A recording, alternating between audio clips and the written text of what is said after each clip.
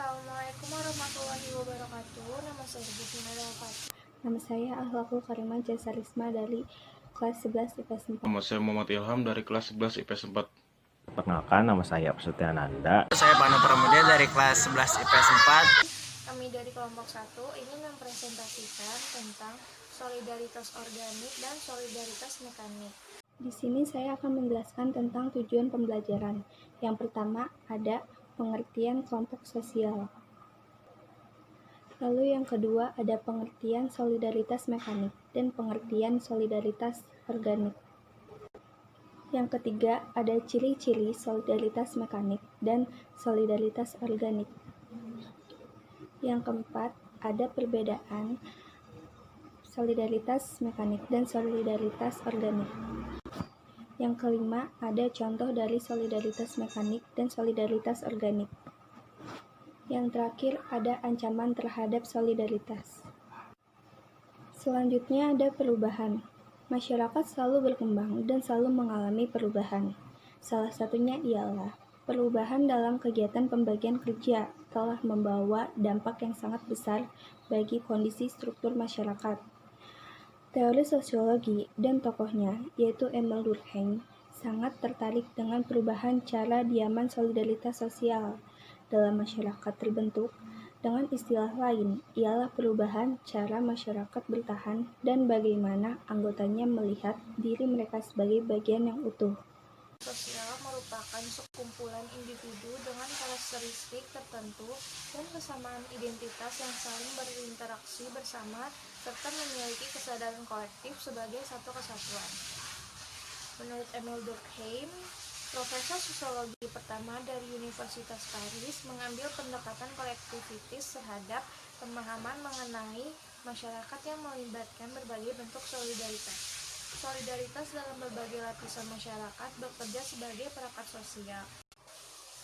Dalam hal ini dapat berupa nilai, adat, istiadat, dan kepercayaan yang dianut bersama oleh anggota masyarakat dalam ikatan kolektif. Pengertian solidaritas mekanik dan solidaritas organik. Yang pertama, solidaritas mekanik adalah solidaritas yang muncul pada masyarakat yang masih sederhana dan diikat oleh kesadaran kolektif serta belum mengenal adanya pembagian kerja di antara para anggota kelompok atau masyarakat perdesaan.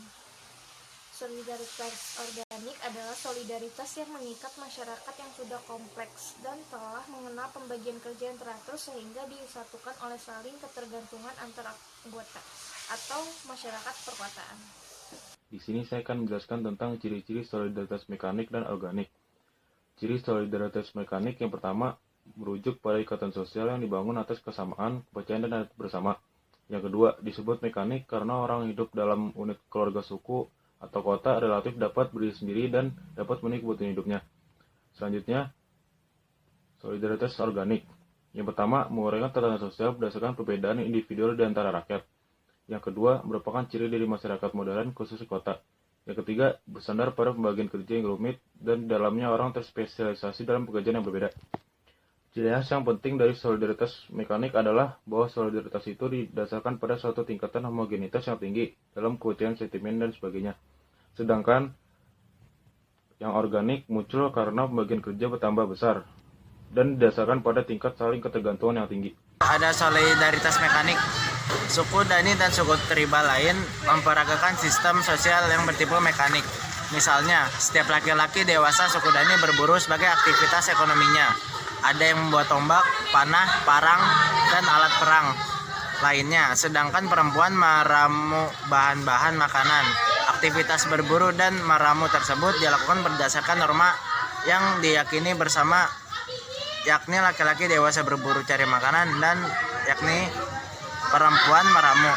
Hubungan sosial antar individu sangat komunal dan atribut-atributnya bersifat homogen. Ke-10 ada solidaritas organik, sebuah sekolah atau kampus di mana proses pendidikan berlangsung sehari-hari. Di sekolah, guru dan kepala sekolah memiliki peran dan keahlian masing-masing. Bahkan guru sebagai satu kelompok pun terspesialisasi lagi ke dalam beberapa bagian, seperti guru kelas atau guru mata pelajaran. Masing-masing bekerja sesuai bidangnya. Hubungan sosial yang berbentuk bersifat organik karena tercipta hubungan saling ketergantungan dan saling melengkapi.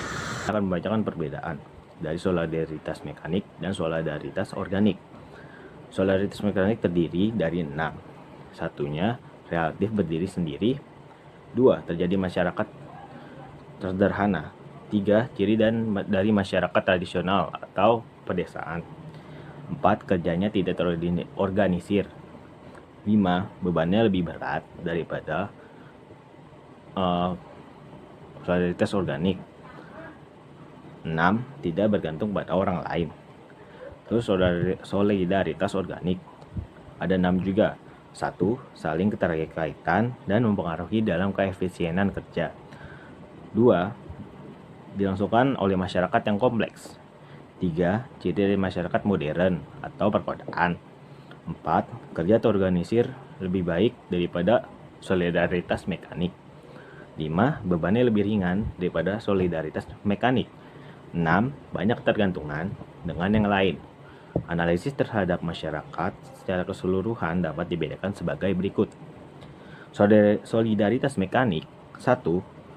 Solidaritas mekanik didasarkan pada kesadaran kolektif menunjuk pada totalitas kepercayaan, sentimen bersama yang rata-rata ada pada warga atau masyarakat.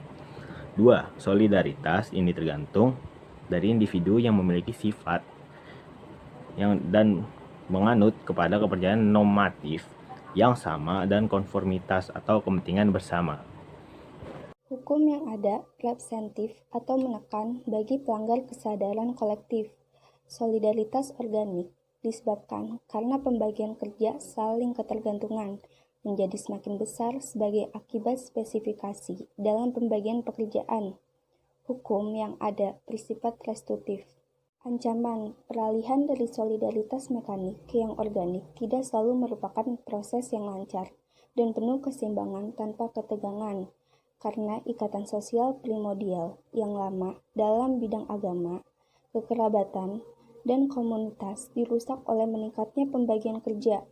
Akibatnya, masyarakat menjadi terpecah di mana individu terputus ikatan sosialnya, dan di mana kelompok yang menjadi perantara individu dengan masyarakat luas tidak berkembang dengan baik.